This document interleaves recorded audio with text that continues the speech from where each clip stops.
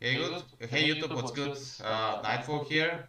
Like, I haven't posted in like 6 months, so it might be a good time to. We have a regional deck profile here from a friend of mine. Do you want to introduce yourself?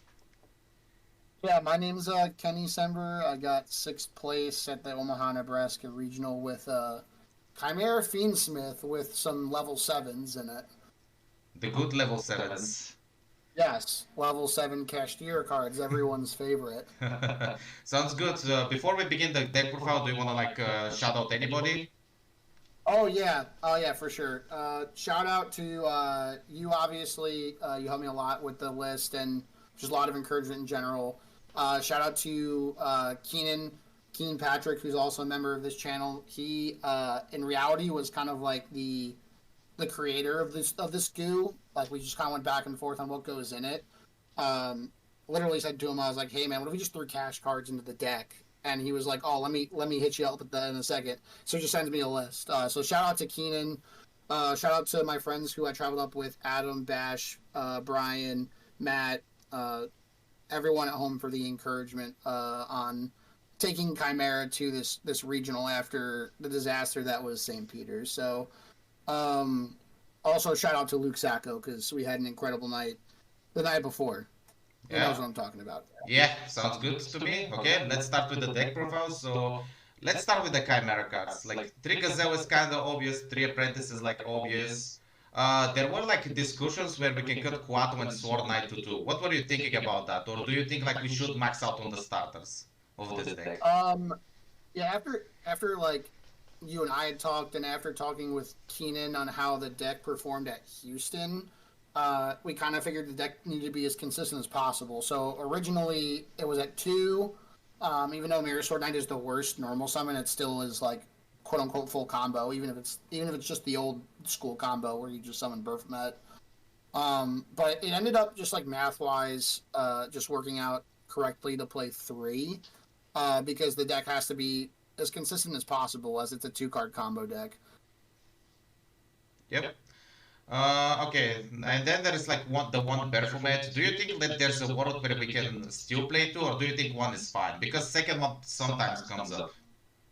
I, I feel like the second one hasn't come up yet because of Duke of Demise. So like what ends up happening obviously is like you, depending on how you end your combo, is you bring the Baphomet back to your hand, so that way you have the Fiend, so your Guardian Chimera is immediately live. Because a lot of the time in the combos, you don't always have a Fiend or a Beast, or like you have your like monsters are eclipsed or whatever it is, and you just need that card to guarantee your Guardian Chimera. So I think one is fine. I don't know if we need to play it at two again. I think it's considered a pseudo brick. I think one's fine. Yeah, the thing is we can also like recover with Baphomet and Chimera King, so yeah, I don't think there's any reason for two. But there was a funny play if you remember before, like you're a like a Chimera soldier, like from before, we played Kashtira cards and we can tribute summon the Baphomet. So that was a good OG Yeah, play. That was a good that OG play. actually happened. That happened in round four. Like in round four, I played a friend of mine, and we ended up tying. But in that combo, like he interrupted me, and I had a weird hand to the point where I couldn't like combo the way I wanted to. And I also had to use Book of Eclipse, so my unicorn got eclipsed, and at the yeah. Eclipse was really good all day when I had it. I dodged Veilers, dodged an Imperm. I think it kept me alive in a situation or two. Unfortunately, like I think Eclipse is just mandatory. And if you end up playing like the random Ryziel player, it's really good because you just activate Book of Eclipse and it flips their whole board down. Like unless they have the Ash, of course. So I think regardless, you're always playing Eclipse in this deck. Yep. Sounds good. Yeah, I think Eclipse is also mandatory. I think like even though it's like not a good board breaker, like you need to play defensive cards in this deck. Like, is that your thoughts as well? Yeah, I think with especially with like talents now down to one, I think you just need to play Eclipse because obviously if you're Gazelle, like if they've ashed, track, like let's say you started with Engraver and they asked your track and like track, but you're like, okay, cool, that's fine. I'll just normal summon Gazelle on combo. But if your hand loses to Ash Imperm, but you have the Eclipse, and they've already used the Ash, you just full combo, and now they've looped themselves for 2, and they lose the game immediately because they're not breaking your full combo with 3 cards. It's just not happening. So I think again, Eclipse is just what you want to play. I still think it's fine. Like if you run into a Malice player and they have 2 bodies on board, you just flip Eclipse, and now they have to either extend or the turn's over. But I think Eclipse is fine. I think when me and Keenan talked about it, he was like, "Oh, Eclipse kind of like clashes with the cash cards." But the thing is like you just have to suck it up and play it. You just have to. Yeah, fair enough. While we're at the Book of Eclipse part, I want to talk about the non-engine a bit. Like, it's triple Ash, triple Full triple Draw, and 1 talent. The format just started, but let me just ask about your in general thoughts. What do you think about this non-engine? Would you change it, or would you still play like the same non-engine, like after the regional? Um, I think Droll just stays. I think Droll, especially with like Alliance Insight coming up, I think you're just always gonna play Droll. Um, Fuelos and Droll, as weird as it sounds, you can play together. I think if you have them both, you just have to know how to play it correctly. Ash is mandatory as it stops the chummies. So you're never not going to play Ash, and I think you're never not going to play Droll, and you're never not going to play Book of Eclipse. So obviously the non-engine, which if you include the Kashtira cards, can be different. But I think in this deck you want as many high impact cards as you can. So like theoretically, like you could throw in Nibs if they're good. But obviously your Nibs would have to replace like Kashtira cards because I think Fulos is too good not to play in this deck. Yep, sounds good to me. And then there's like the one-off talents. Wish we could play like more, but yeah, you think like the one-off talents is like still mandatory, right? His card's insane. Round 7, I played a Fiendsmith Bell player, and I can't remember how he played game 1, but he got cooked in game 1. Nice guy though. And in game 2, he like the way it went is he kind of had to pass, and so I did an effect and he ashed it, and I happened to open the talents. So I just looked in his hand and there was just a nib, and I took the nib out. The game was over. Like that was just right there. The game was over.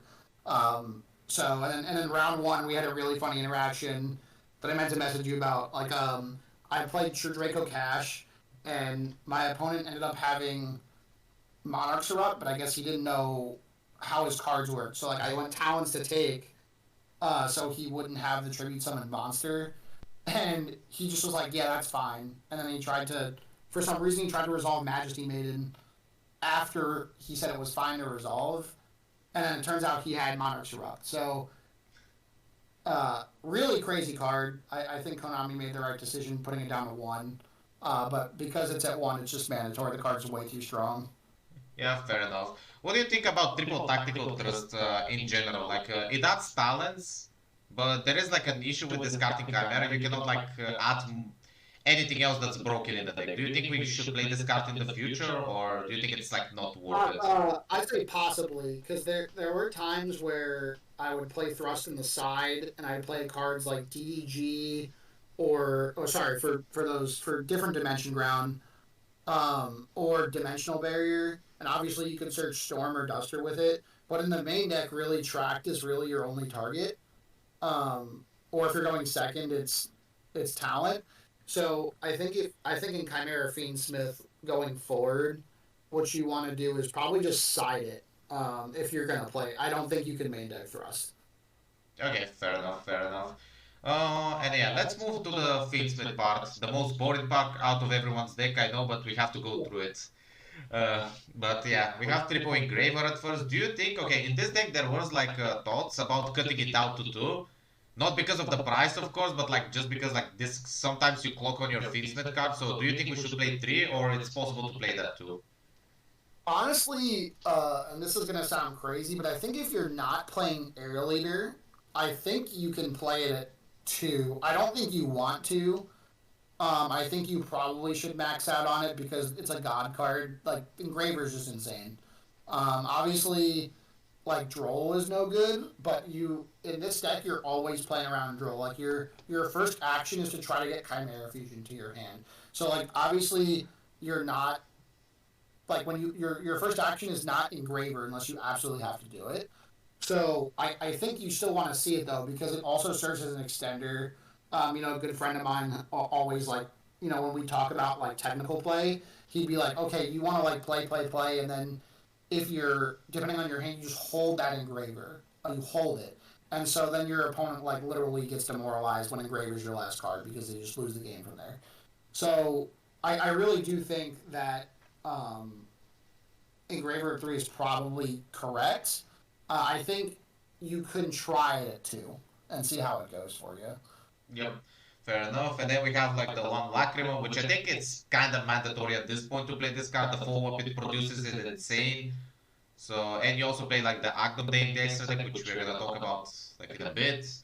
And then one Glory, that's also mandatory. I want to like stop here and talk about the Fiendsmith Tract. Okay, here is like the question: do you think we should play more than one tract and the Fiendsmith Sanct? Because it's most definitely draw and Lockbird is in almost everyone's deck. Do you think we should play Sanct in the deck, even though it conflicts with Kashtira?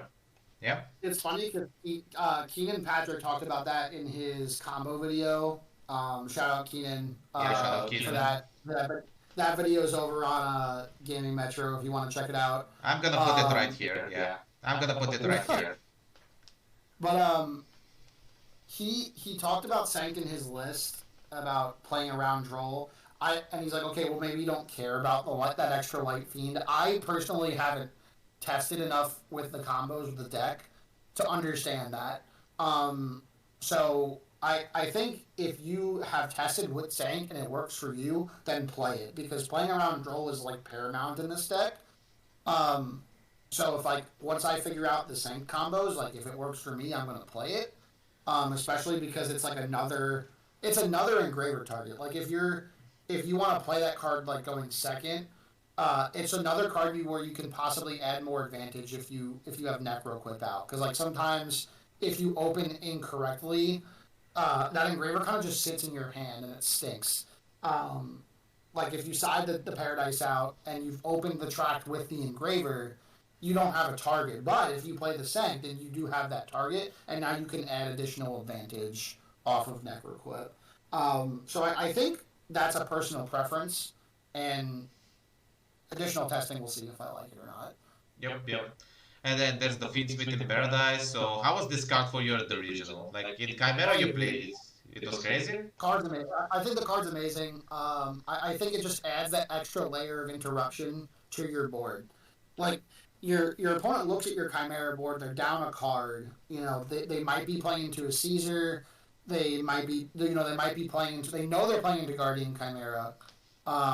They know they're playing into. They have a Mirror Sword and a Coat to deal with, but like then they have to look in your graveyard and they're like, oh, he still has a send. Like that's still there, so I can't play through that with the Paradise. So I'm gonna scoop.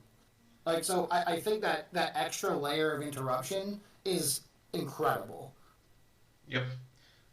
Yeah, I think this card is like insane. Like ever since it was like well, not introduced, but like found out in the meta. Okay, then we have the double hero package. I don't think these cards are ever cuttable in like this deck. These cards are just nuts.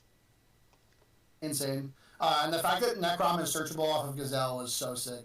Yeah, there were like points where we wanted to try Dark Fusion, if you remember, but I don't think it's possible with this deck. Like with Kashtiras, I don't think they're doing very well. Let's say. Yeah, not with the cast cards. We ended up like when I talked to everybody, including you, we decided to not play the Dark Fusion. I think there was definitely like a time or two where I really wish it had been there because I think would have played a round Droll or. Think about Chimera Fusion. Like, do you think we should cut this card to 2? This card is insane also. Do you think we should cut it to 2? Never. You can never cut it to 2, especially with Kashtira in the format. But I think in general, you can never cut it out to 2. It is the deck's primary extender. And you want, like, the thing is, I think the big advantage that people have playing this deck is that a lot of the time, this is going to sound kind of like cheesy, but like a lot of the people like either don't bother to read the cards or don't know where to interact or don't know what the cards do. So they're like, oh, what does your card do? Oh, it searches. All right, I'm gonna ash that. All right, cool. Like, oh, what does your card do? Yeah, I'm adding 2 cards here. Yeah, that doesn't resolve. Or oh, Fiendsmith combo. Yeah, I'm gonna interact here. But like the thing is if you bait like you could like normal summon Gazelle can bait out everything if you have the Chimera Fusion. It's like a lot of the time, like you're not even normal summoning Gazelle to search Chimera Fusion because you already have it. And if you normal summon Gazelle and activate the effect to search and they chain Veil or Imperm, and they're just like, hey, you better have that Chimera Fusion. If you have it, they just get hard punished. So the card can never move away from 3. Realistically, like I almost wish you could play like LZ and like the Sinful Spoils spell because it's just another quick play fusion spell you can use. But like the deck just needs fusion spells. And it's funny that I say that and I don't play Patchwork, but like I don't. It feels like just Patchwork just ain't it. Like it just doesn't feel like it's it. Yeah, I think the card is like kind of bricky at some sense. Like you also have to go to like 50 cards, right? And then you really don't want to go to like higher numbers with this deck, especially that you only play like only real 12 starters with this deck. Yep. Yep. Okay, and then we go to the side deck, like triple Lancia. We don't need to explain this to anyone. Malice Burr at this point. Yep. And then we have triple Bell. Let's talk about Bell. I think Bell is insane this format as well. But what do you think about it? What do you think about the card? Nuts. My round 3 opponent. My round 3 opponent was on Malice Fiendsmith, and he ended up actually sitting on table 2 next to me, in the last round. So like he wasn't a slouch. Like he was a good player, and I think it was game 2, like. I stopped one of his plays, and then he tried to extend with a Bestial, and I just belled it. And he's like, "Oh, that bell was crazy." Like, I think bell is just absolutely insane because if it's used correctly, I think it's a turn ender. Like you bell GWC, and that's like heartbreaking for Malice usually, unless you're just like him and you just play around it and play insane. But like the card in general, I think has so many applications in this current format. If your opponent's on Mitsu, you stop Ame. If your opponent's on Malice, aforementioned stuff, GWC, Bestials, it's everything. You can even side it in going first to stop Bestials, which is crazy. Just like any deck you can think of, and then Fiendsmith is everywhere. So the card just cooks. Like it's really good. I liked it way more than Droplet, which is what I subbed it in for. Yep, sounds good. Then we have the triple Purulia though. Like I think this card is mandatory as long as like Horizon isn't the Horizon. Am I right? I think so. In reality, I really wish I don't own. I unfortunately only own 1 Meows, so and it went way up this past week. So it was really hard to obtain. Either by trade or even by sale. So I think if I could have played Meows there over Purulia, I probably would have, because I was not expecting a ton of Ryzeal at this event, and I only really saw maybe 2 people playing it. And I know I didn't play any. So if I could have made that Meows, I would have. But Purulia just felt normal because also Purulia is pretty good against Memento. Yep. Okay, yeah, I think it's really good against like multiple decks. The question I'm gonna ask is, okay, I know you don't own the cards, but would you play Meows here if you own the card? You have like 1 copy. You told me so. 100%. 100%. Yeah, I just said that. Yeah, 100%. I would have played Meows. Meows also has a level 4 beast, so like if you're bricked up on like Fiends or whatever, and like you open like Chimera Fusion with Meows, you can just be like, huh, guess what? Or like worst case scenario, like if you just brick but you have Chimera Fusion and like just a bunch of like crap, you can like normal summon the Meow, set Chimera Fusion, pass, and like at least you have something. Plus, like for some weird reason, if it ever comes up, you can search Meows off of Baphomet. So I think I would have played Meows if I had them. Yeah, I think it in my testing it came up to like make Baphomet and then make a bow to reborn Soul Knight. Like you pitch Soul Knight with Baphomet and then you a bow revive it. But that is like a play that like basically gets stopped by every hand trap. But it is kind of funny interaction to know. Would you say you this is like main deck worthy, like somewhere in the main deck, or would you like still side deck it? I think an Alliance Insight, I think you'll main deck it at major events. Like if you're going to a regional, or if you're going to a, if you're playing in Europe and you're going to like a national or whatever it is, if you're going to YCS, I think, and you're planning on playing Chimera Fiendsmith, I think you should probably main deck it with Fuelos. I think you're going to run into more Malice than not, and against Malice, Meows absolutely cooks. Plus, it's a beast. Again, if like for some reason you brick and you need to summon, like, and you need to use Chimera Fusion, like that's you got it. Yeah, that sounds about it. And then we have like the Duster and the Lightning Storms. What did you think about these cards, like in general?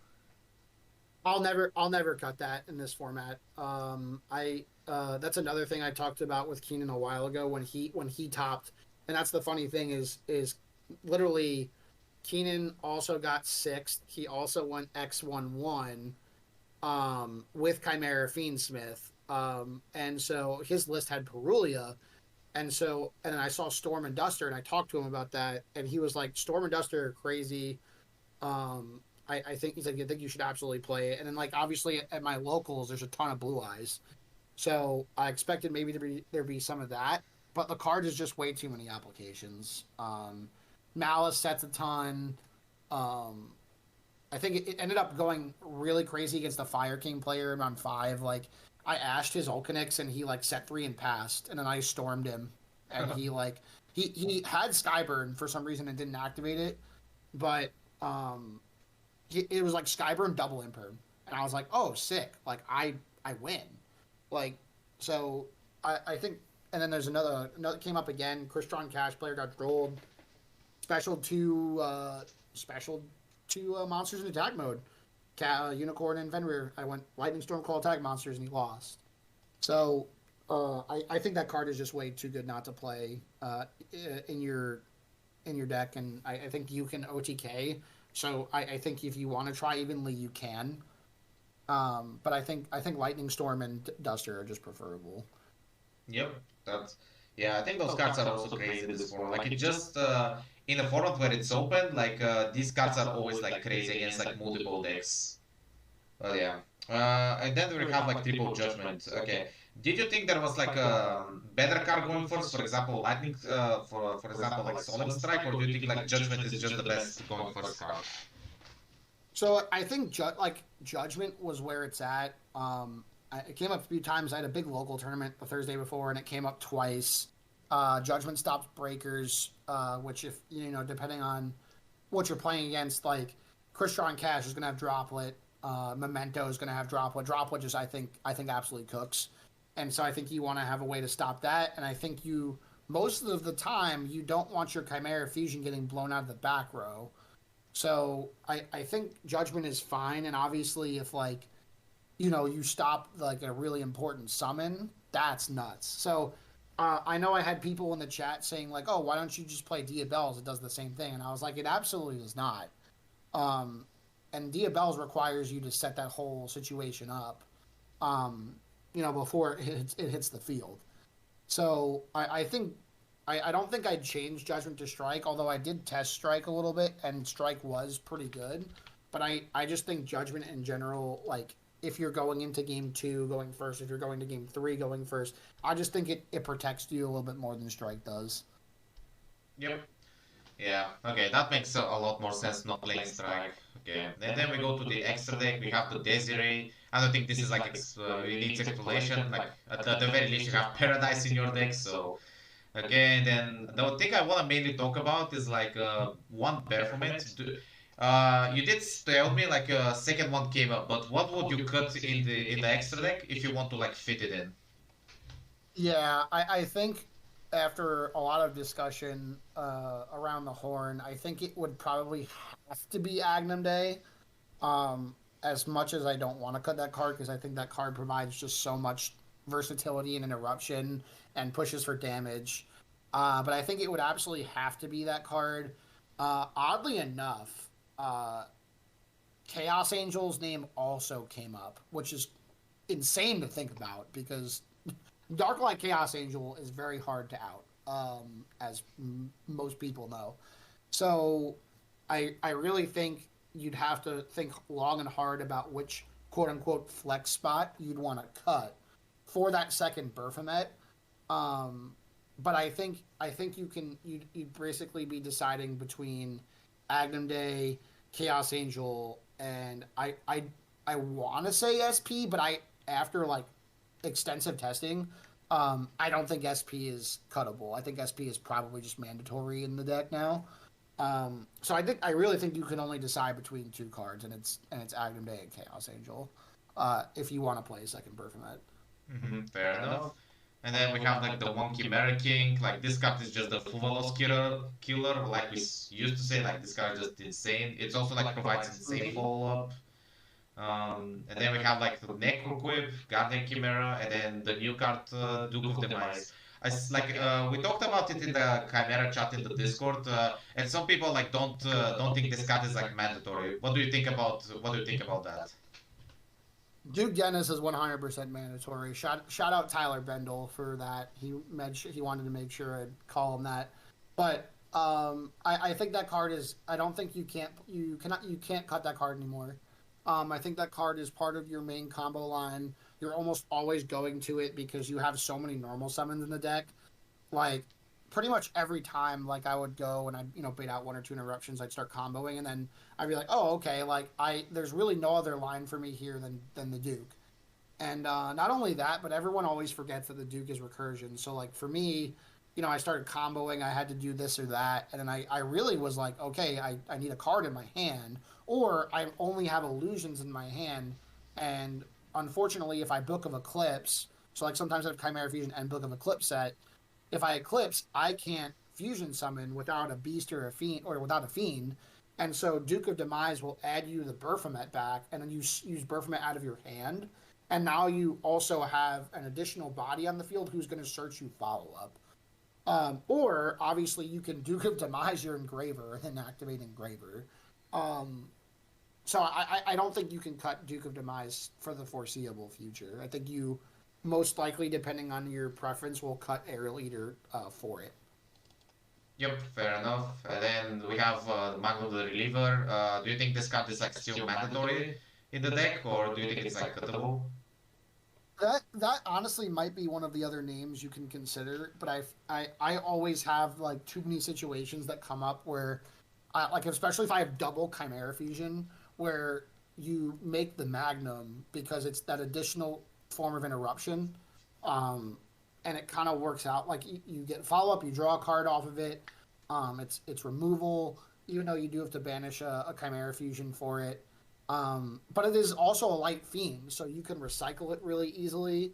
I would always lean towards playing Magnum, because there are just so many situations where you like have this like dead card in your hand, but you have like, whatever it is on the field, like sequence or whatever, and you can go, okay, cool, I'll Chimera Fusion my sequence and my Ash Blossom into a Magnum, and now I have an additional form of interruption, or I can gain a card. So I personally don't think I can cut Magnum until I see a better card that I would want to use.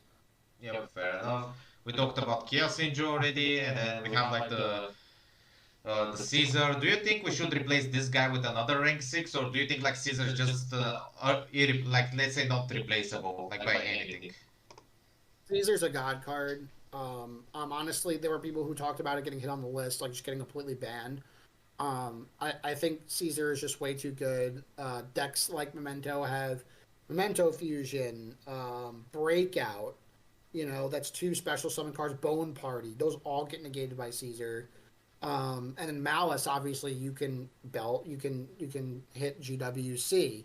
You can hit the cards coming out of Banish. Like Caesar is just way too good, and absolutely massacres Rogue too. Like massacres Rogue. So I don't think, and originally it's funny because when in the Azamina version you just completely cut it because the end board you put up is unbreakable, but I think in the normal version I think you just have to play Caesar. It's part of your end board. Yep. That's true. And then we have SP Little Knight. We already talked about this. So you think like this card after testing was just too good not to cut, right? Oh yeah, I mean there got to a point where like I kind of got stuck on like my opponent interacted me in a way where I got stuck on like sequence and Berfomet. Like I had to make Berfomet with sequence, and I was like, oh, I kind of don't have anything here other than like Chimera Fusion. And then I like looked at my like extra deck and I looked at my graveyard, and I was like, wait. And so I SP banished like my Mirror Sword, and like I set Chimera Fusion, and all I had was SP and Chimera Fusion, and that turned into like 4, 5, 6 interruptions by itself, and my opponent couldn't play through it. It doesn't sound like a lot, but I mean you're bringing back Mirror Sword, which is searching Berfomet. You know, Berfomet is searching you 2 cards, which is follow up. You're making Guardian Chimera, so you're drawing into possible non-engine, and obviously you have the SP tag out. So I don't think SP is uh, I don't really think it is removable. There are also situations that'll come up where that it combos really well with Agnum Day, where like you'll kind of have like the Agnum Day and the Dez on the field or whatever it is, um, or you'll just have like a situation where you want to make Agnum Day, and so then you SP, you'll get rid of a card, and now you have Agnum Day set up on your opponent's turn to bring Desiree out of the grave. Um, Sounds very niche, but these things do come up in tournaments. So I really think that SP is not, and you and I talked about this pretty extensively as well. Yeah. SP is not cuttable. Yeah, I think SP is just way too good in this deck, especially if you get drawn lockboarded without SP, it feels weird to play. Like with this deck specifically. Like if you get to Chimera Fusion, you get drawed. Like without SP, the board is like not that good. Yep. Yeah, and then we have like the boring Fiendsmith package. Like the only thing I wanna like talk about here is like the Moon, because some lists, Chimera lists don't play it. So what do you think about Moon in Chimera in general? Moon is good in this list specifically because of the cash cards. You know, obviously you have scenarios where you get completely stopped, right? So like you go cash play, they imperm your unicorn, you go normal summon Gazelle, they interact with it, but you have Mirror Sword in your hand. Now you go full Fiendsmith combo and summon Duke of Demise, and your opponent just loot themselves for 2. Um, I think in that situation, Moon is really good. I think if you're playing different builds where you're playing more non engine, or if you're playing more engine like a Dark Fusion or whatever it is, I didn't see if Jake O'Brien played it in his topping list over at Canterbury. Um, but I think there's just so many times where you just have just any 2 guys and it comes up. Where because like Fiendsmith combo goes so hard with this deck and all of its normal summons. Yep, that sounds about right. And then we have like the Abao. What do you think about the Abao? It is an unbelievable card.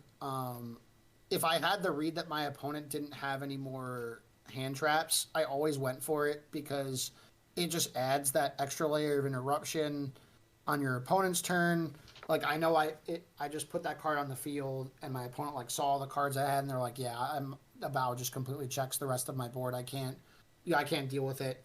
A bow is also follow up when it can bring Berfomet back on your opponent's turn, and then for some reason, if it gets back to you on standby, you just get to customize your hand. So I really like that card. I think a bow, like Keenan said in his profile, a bow is kind of one of the main reasons this deck is now once again like up in the high end of decks that you can play against the meta. Yep. And then the last card in the extra deck is Agnum Day. What do you think about this card? Because a lot of Chimera lists don't play it, and Kenan like said Agnum Day is insane. Yeah, I really liked it in testing. I didn't think about it until I saw Keenan's list, and I decided to try it and immediately loved it because I was already playing it. I was playing Ryziel Fiendsmith as well, like back and forth with Chimera, and I love Agnum Day of that deck, and so I was like, okay, cool. Like he played it. I had cards I didn't like in my extra deck at the time, so I was like, I'll cut one, see how this goes, and it was just crazy. Like it was just really good. Like I said, it came up. if you can set it up where you have Lacrima, Agnum Day, and Dez in your graveyard, that's just an extra like it's demoralizing to your opponent when your opponent knows they're bringing like they have like one or two cards left in their hand and you're bringing an Omnigate out of the graveyard. So I think you can cut it, but until I find something that I think is absolutely necessary, I won't. I think the next time I play the deck, I'm going to try to cut it for that second Baphomet and see how that goes. Because that did come up at least twice at the regional. Yep, and that seems about right about Magnum Day, and I think that sums up the deck profile. Do you have any closing thoughts before we close the deck profile? Not too many closing thoughts. This is like my favorite deck. I'm really happy that I got to perform really well with it at a regional. Again, appreciate all the help you and my friends gave me and the support to just take this deck one more time and just be like, okay, go try and play well with it. Go try to go 6-2 with it, see how it goes. So that's really all I can say. All I can say, the deck is insanely fun, and if you like it and you're passionate about it, then you should definitely just continue to play it because it can win.